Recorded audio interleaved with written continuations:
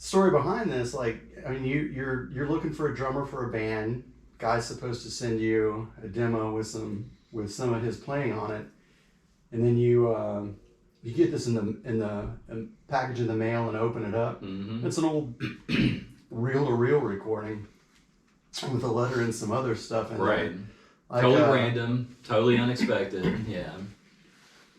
And so, okay, found some stuff to listen to. What was your first impression when you're listening to this album and or this recording, and being told that this is something from 1973, and that stuff like that wasn't around then? What was your... That was exactly my impression, was that, if you think of the 1970s, you kind of have the, Skinner, you got Jethro Tull, you got Deep Purple, Pink Floyd, Black Sabbath. Exact. How could I miss Black Sabbath? I mean, you got that whole thing going on, which is heavy as shit, right? And you got some great music, undoubtedly great music, but you didn't really have, what we call like shred guitar at that time, right? I mean, you had early hints at it maybe here and there, or what potential could have been there, but certainly not in the sense of like true shred guitar, right? Yeah. Or what I would think of as shred guitar. And so hearing something like that certainly hit me as being something the world had not heard before. And what led into the whole proto virtuoso thing is that you just didn't hear that kind of playing at that time, right? So we've had a couple internet sleuths hit us up with some questions about the Gates album and Gates being associated with you and some of your other acts. Mm-hmm. And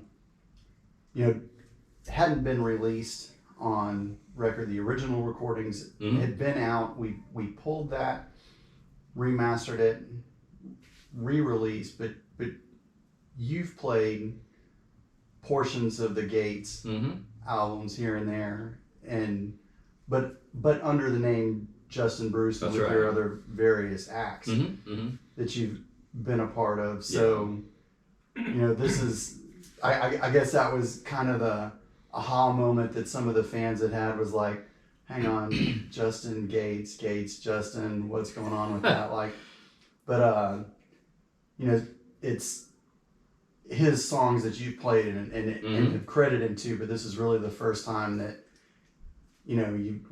there's something out there that's Gates playing that doesn't sound like it was recorded through a potato, right?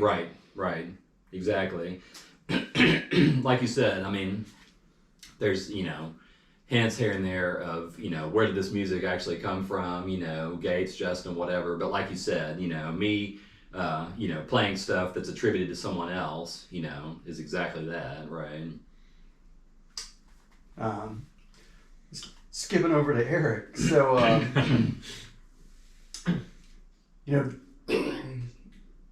with artists, there's the guy that wrote The Devil's Trill, who allegedly worked with the devil to make that classical music piece from mid 1800s or so. But whether it's the bluesmen in the 1920s or stuff today with Gates,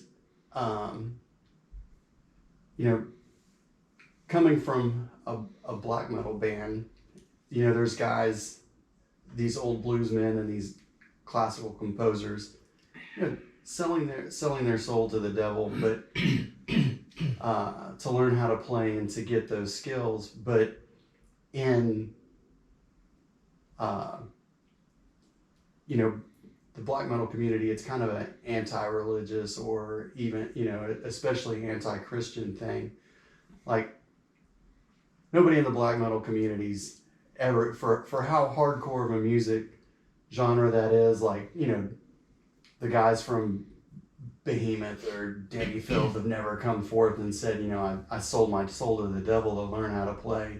Why do you think that this is kind of a prevalent thing in lesser hardcore genres of music versus what you would associate with you know, if somebody's going to have something to do with the devil, it'll be out of this genre, but it's more guys wanting to learn how to master their craft rather than, you know, kill your baby, pray to Satan type stuff on a band. So, for those who aren't